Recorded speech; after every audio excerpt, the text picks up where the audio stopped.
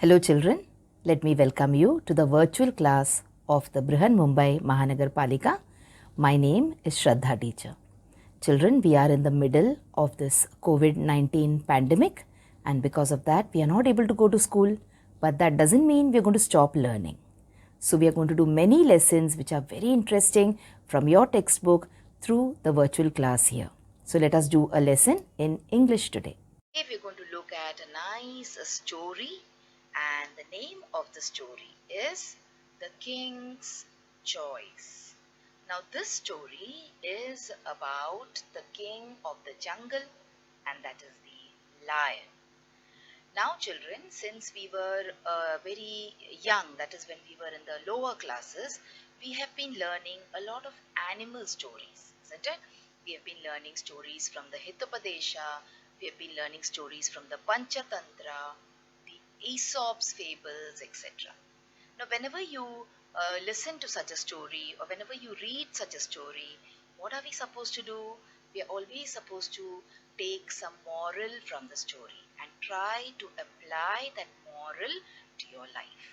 Okay, so whenever you learn a good thing from such stories, you should always take it back and try to apply it in your own behavior. So let us see what we get to learn today from the king's story or the lion's story. Now you all know that the lion is the king of the jungle. He is a very ferocious, very brave animal. Okay, and when the lion sits and roars, it is said that the whole forest trembles. So that is how powerful the lion is. So our lion in the story today, he was also big and he was strong and he was very, very powerful. Alright, and there were many animals in the jungle whom he used to like, and those animals used to fear him also. Now out of all these animals, the king lion or the lion king, he selected 3 animals as his ministers. Now the lion thought that I am a king, so I should have my own court, and when I have my court, I should have my ministers also. So the first animal that he called was a fox. So can you see a fox here? He said that you are very wise and you are very clever, so I want you to be my advisor. Okay, so this was the first minister that the king had, the fox, who was supposed to be his advisor. Now the second one whom he selected from all the animals in the jungle was the leopard. Okay, now these leopards, these leopards are very strong and they're very quick and they're very agile. Alright, so he said that I want you to be my bodyguard. I want you to protect me.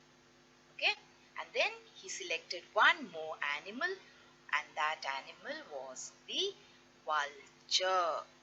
Okay, and he told the vulture that you can fly high in the air because you're a bird. Okay, so what will you do? You will be my messenger. You will fly around, you will find out what is happening, and you will come and give me all sorts of information. So this way the king appointed 3 people as his ministers or as his courtiers in the court. Now these 3 courtiers or these 3 ministers, they were very, very loyal to the lion. Okay, they used to always follow the lion around, and whenever the lion used to hunt, these 3 courtiers of the lion used to always get a share in the meal. All right, so everything was going on fine and everyone was happy, and then suddenly what happened is, one fine day the vulture came flying to the lion and he asked the lion, your majesty, have you ever tasted camel meat? The lion started thinking, oh, camel meat, so that would be interesting. He told the vulture, no, my dear vulture, I have never tasted camel meat. The vulture told him, so come on, your majesty, let's go to the desert and let us try and hunt a camel. he started telling the lion that the camel is a very big and fat animal, and it will satisfy our hunger, and we will be very, very happy eating the camel. The king now had to listen to his messenger, and the king also got a little bit tempted, okay, about eating a camel's meat. So he decided to, yes, listen to the vulture and proceed towards the jungle, towards the desert from the jungle. So see now, we have the king, we have the leopard, the fox, and the vulture heading towards the desert.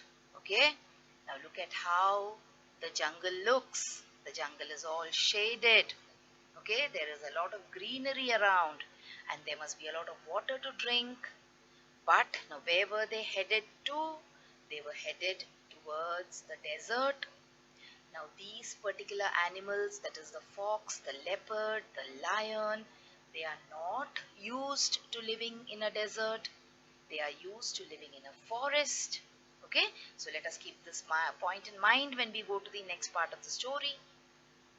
Now look at this change in scenery here. Now this is a desert. Now the four of them, they reached the desert.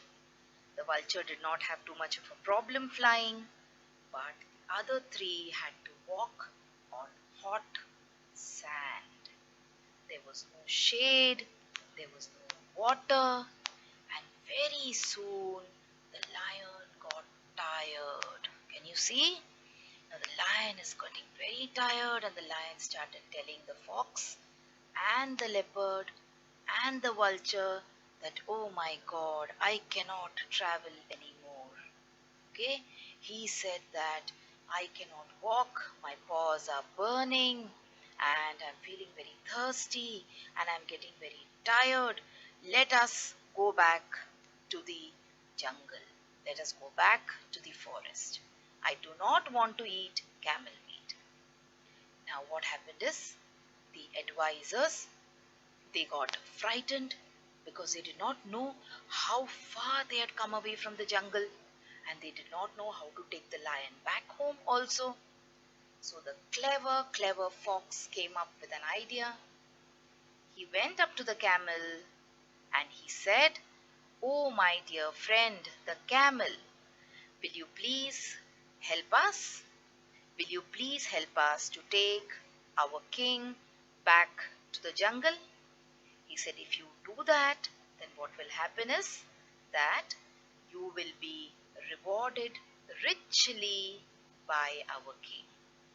Our king has already killed your master, and now you are a free animal. You can come and stay in the jungle with us." Now the camel became very happy, and the camel decided to follow the fox into the forest and also help them to cross the desert and go to the forest. So see here, the camel agreed to what the fox told him, and he went and he decided to help the lion reach back to the forest. So they began their journey back towards the jungle, and it was not a difficult task for the camel to walk on the sand because he was used to walking on the hot sand. So quickly he walked, and they very soon came back into the jungle. But by now the lion had become very tired, and not only tired, his paws were all burnt now due to walking on this hot sand. Okay, he tried to go out to hunt, but he sadly couldn't. And because of that, he started feeling very hungry. And now he started asking his ministers to get him food to eat. Again, our clever fox applied an idea. And what was the idea that the clever fox had? They wanted to somehow kill the camel and eat it. Okay, So that was the clever idea which the fox devised. Now we will see a small clip in which you will see what happened to the idea of the fox. Was he successful in convincing the king to eat the camel? And how did they smartly try to trick the king? But could they trick the king? All these things we'll be seeing in the small clip which will follow. Only remember, children, the vulture in the story has been called as the crow here. Okay, so just remember that point when we watch this part of the story. The crow stepped forward first. Your Majesty, we are sorry that we have found no food, but we can't let you starve like this. I am your most faithful servant and you can eat me. It will be my pleasure if I can satisfy your hunger. O king, please eat me first. I have more flesh on me than the crow. Then the leopard rushed in and said, I am even bigger. Your Majesty, you can eat me first. the camel was deeply moved by the loyalty shown by the three ministers. He too thought that it was his duty to offer himself as food to the king. Your Majesty, I pray that you eat me instead. You are all so true and faithful to me. I am deeply touched by your offers, and I accept them all. I shall eat all of you, but in the same order in which you offered yourselves. The three ministers looked at each other. There was not a moment to lose. Away flew the crow, away ran the fox, and away fled the leopard. The lion had a hearty laugh. He turned to the camel and said, You have proved to be my most loving and loyal friend. You shall live with me all your life. No harm shall ever come to you. The two lived happily together. So, children, wasn't that a wonderful end to the story? So, the king realized who is the real friend of his, and the king also realized that the others were just trying to trick him. Okay? And the king realized one more thing. He realized that to be king is good, but to be kind is better. That is, to be king, you may have a lot of power when you are a king. That is a very good thing. But better than being powerful and troubling people, it is better to be humble and kind. Okay? So, kindness is a very, very important thing, and we should try to be kind to the people, to the animals, and everyone around us. Alright? So, that is what I have learned from the story. Now, you also must have learned many things, out of which this is one thing. So, you think about the story and think about what other things have you learned from this story. Now, children, whenever we do a lesson in English, we always learn, or we always look at the story, and then we look at a little grammar or vocabulary part which is there in our lesson. Now, in this particular lesson, children, we have an exercise on nouns. Okay? So, what are nouns? Nouns are the names of people, the names of things, the names of places. Now, certain types of nouns are called as common nouns, isn't it? Now, we are going to see about a division of common nouns, which is countable and uncountable nouns. Alright, so as the name suggests, countable means that which can be counted, and uncountable means that which cannot be counted. So let us now see quickly what the meaning of countable and uncountable nouns are with a few examples. So what are countable nouns? Countable nouns are nouns that you can count. Okay? You can put a number on them. You can use a or an in front of countable nouns. So when you say an apple, a chair, a car, a book, what do you say? You are using countable nouns. And countable nouns always have plural forms. You say an apple, you say two apples. A book, two books. A car, few cars. Okay, so countable nouns means you can count them. You use the a or the an in front of them. Okay, that is the definite article you use in front of them. And then you can always put the countable noun into plural form also. Let us look at some examples now. Bun, you say a bun, you say two buns. Okay, so bun is an example of countable nouns. Sandwich, apple, orange, burger, fries, a tub of fries, you say, a pack of fries, eggs, a bowl of salad. All these things are countable nouns. Alright? Now let's see what are uncountable nouns then. Things that you cannot count are called as uncountable nouns. So an uncountable noun cannot be singular and plural. So you have butter, you have meat, which is an example of uncountable noun. Let us look at some more examples. See, rice, okay, is an example of uncountable noun. Sugar is an example of uncountable noun. Noodles is an example of uncountable nouns. That means countable nouns can be counted. Uncountable nouns can be quantified. Quantified means you don't say give me one sugar. You don't say give me one rice. But you do say give me 1 kg of sugar. Give me 1 kg of rice. Alright?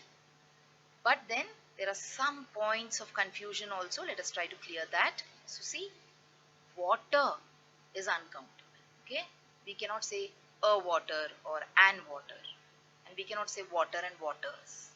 We can't count water. But we can count bottles of water. So bottles of water is countable noun, when water is uncountable. One more example. We can't count soup, but we can count bowls of soup. So I cannot say give me a soup. I can say give me a bowl of soup. So bowls of soup are countable. Alright, let's take one more example here. See, we cannot count juice because juice is quantified. We say 1 liter juice, isn't it? But we can count cartons of juice, or we can count glasses of juice. Like we say how many cartons, how many glasses of juice. So children, this was in short about countable and uncountable nouns. Hope you enjoyed the story of the king and his choice, and hope you got to learn many things from the story. So children, the exercises that we saw based on countable and uncountable noun were all from outside of your textbook. Okay, now in your textbook you have this particular exercise on common nouns, in which they have asked us to look at countable and uncountable nouns also. So now you have an idea of what countable and uncountable nouns are. So come on, let's take a look at the textbook again and find out how they have presented us the idea of countable and uncountable nouns. So see, countable and uncountable nouns are part of the common nouns category. So nouns can be proper nouns, they can be common nouns, they can be collective nouns. Okay, we know of many types of nouns. So proper nouns are what? Proper nouns are names of persons, places, things, animals, feelings, etc. We all have studied this before. Now when we come to common nouns, common nouns can be divided into two categories. Okay, and what are common nouns? Common nouns are, as the name suggests, common. Okay, it is not for any particular person or any particular thing that we use a common noun. So in general, when we use a noun which can be applicable to more than one people, then that is common noun. So let us understand what common nouns are. So since now you already have an understanding of countable and uncountable nouns, you must be really eager to know what the textbook is telling you about countable and uncountable nouns. So these common nouns, children, sometimes you can categorize them as countable nouns and uncountable nouns. So as the word countable suggests, what is countable? Countable means something which you can count. So how do you count? You say one, you say one dog, you say two trees, okay, and then you say three persons. All right, so this is how, four pencils, five phones. So this is how you count certain things. So if you can count the number of things, then those kind of things come under the category of countable nouns. Whereas there are certain other things which you cannot count on your fingertips, or you cannot use numbers to count them. Okay, so these kind of nouns, we quantify them. That is, we say the quantity for these kind of nouns. For countable nouns, we use numbers, and for uncountable nouns, we use quantity. Alright, so come on, we are going to look only at countable nouns today. Okay, uncountable nouns, we know what they are. We have already had a look at what uncountable nouns are, but let us concentrate on the countable nouns today. So see, countable nouns can be then singular as well as plural, because when you say one and when you say more than one, so one means singular, more than one means plural. So the concept of singular and plural is applicable to countable nouns. Okay, so whenever you say a thing or any name can be said in the singular as well as the plural form, then those are all countable nouns. So let us see some examples here. So you have word. So when it is one, you say word, and when it is more than one, what do you say? You say words. So you have singular, you have plural. Okay, one country, two countries, one game, two games, one watch, two watches. Now why I am saying only two, you can say three, four also. I am just giving you an example. Okay, so countable nouns can be again put into the category of singular and plural. Alright, so come on, just once again, what are common nouns? Common nouns can sometimes be put into the category of countable nouns and uncountable nouns. Countable nouns can be singular or they can be plural. Okay, now let us take a look at some exercises which are given in the textbook. So there is this exercise about note the expressions. So what expressions we are going to note? Let us take a very careful look so that we do not make mistakes when we use English. So you say a slice of bread. Okay, a slice of bread. See, when we have to make a sandwich, what do you say? You say two slices of bread. Do you say breads? No, because if you say breads, it will be wrong. Alright, so when you want to talk about bread, you say a slice of bread or you say a loaf of bread. Alright, let us look at one more example. Strands of hair. Strands. Strands means what? When sometimes when you comb your hair at home, some hair fall off from your head. Those are called as strands of hair. So see, hair is counted as strands. So you never say hairs. You never say strands of hairs. You always say strands of hair. So the bread slice is counted. Hair strands are counted. Okay, let us take a few more examples as given in the textbook. So see, you say 2 glasses of water. So have you ever heard someone saying waters? If you say waters, it is wrong. So what do? You count the glasses of water. So I say 1 glass, 2 glasses. So see, bread, hair, water, as such they are uncountable. But slice of bread is countable, strand of hair is countable, glass of water is countable. So we are counting the slice, we are counting the strand, we are counting the glass. But bread, hair and water is not countable. Why? Because we never say bread, breads, hair, hairs, water, waters. Okay, so that is the difference. So that is why they are asking you to note these expressions very carefully to find out what the differences are. Okay, let's move on and see some more examples. So see, milk. So you say a cup of milk. So the cup is countable. You say 1 cup of milk, you say 2 cups of milk, but milk as such is uncountable. So you never say milks. You say 1 cup, 2 cups, but milk is uncountable. Okay, so see, this is such a beautiful way of understanding the difference between countable and uncountable. What about the concept of fun? You say a bit of fun, a bit. So a bit is countable. A bit, 2 bits, 3 bits are countable. But when you're having fun, you never say I had lot of funs. So if you say funs, it is uncountable.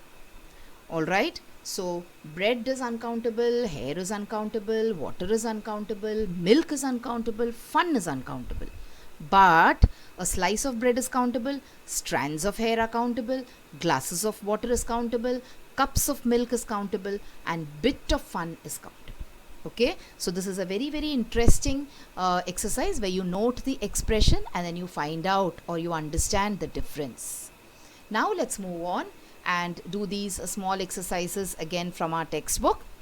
So find 5 countable nouns from the passage and write their singular and plural forms. So I will be doing a few examples with you. The remaining you're supposed to do it yourself. Okay, so come on, let's take a look at a countable noun from the passage. So lion, if it is 1, you say lion. If it is more than 1, what do you say? You say lions. Okay, so this is one example of countable noun from the textbook. Let's take one more example. So you say courtier, courtiers. So who's a courtier? A courtier is a person who works in the court of a king. So when there is 1, you say courtier. When there is more than 1, yes, courtiers. So these are a few countable nouns. Pick up more. So that is one small, you can say assignment for you or homework for you. Now talking about assignments, children, after you watch the video, I have a few small tasks for you. Now what those tasks are, I will tell you towards the end of the video. Okay, so come on, let's move on and let's talk about the last exercise that we have here. List the units that we use to measure the following. So I told you certain things are counted and certain things are quantified. Quantify means we are measuring them. So let us see how we measure certain things. So let's take water for example. How will you measure water? Yes, you will say liters, you will say milliliters, isn't it? What about milk? How will you measure milk? You will measure milk in liters and milliliters again. And then what about distance? How will you measure distance? You will measure distance. Distance means the gap between two people. So how will you measure distance? You will measure distance in centimeters. We say very small distance, we say centimeters. Okay, a little bit bigger distance, we say meter. And long distances, that is if you want to go from one place to another, if you want to go from one city to another city, then we say kilometers. So see, we are quantifying this. Water, milk, distance. we are measuring them. How? Water in liters, milk again in liters and milliliters, distance in centimeters, meters and kilometers. And finally, what about weight? How do you measure, or how do you express weight? We express weight in milligrams, grams, kilograms, etc. Alright children, so this was about the last exercise in your textbook. Now this is an English lesson, so we will be not going too much into detail about measurements, because measurements as a topic you will be learning in maths, and your maths teacher will teach it to you better. Okay, so come on, what all did we do today? We saw the beautiful story of the King's Choice, and we learnt a lot of things from the story. There was a very beautiful moral to the story, and then we talked about a very important grammar point, that is types of nouns. We talked about countable nouns and uncountable nouns, and we saw all the exercises related to these nouns, common nouns, from your English textbook. Okay, so that is all in this video for today. So children, now you have watched the video. So after you watch the video now, you will have to complete a few simple tasks. Now you might have watched the video on your computers or your laptops or your mobile phones. Now after you watch the video, what will you do? You will please go to the description box which is given below the video. So what is the description box? See, the description box looks like this. Alright, and after you go to the description box, you will see that there are a few questions there. Now what are these questions about? These questions are about the lesson that we just learned or the video that you just watched. So what will you do? You will think back properly about the lesson, and you will try and answer these questions, and note down the answers in your notebook if you want. Okay? After that, we have another task waiting. You will also click on the link which you will find in the description box to fill up the Google form. So now what is the Google form, children? It is nothing but a simple form. There are a few simple questions there about the video which you just saw, and also about yourself. So these are the tasks now that you will have to complete after you watch each video.